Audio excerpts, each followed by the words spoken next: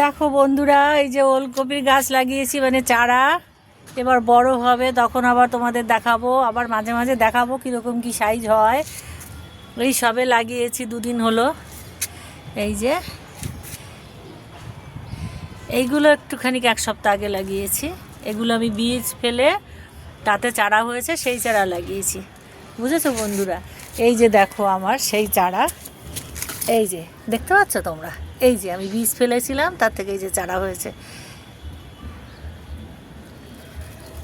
আর এই যে মূলো,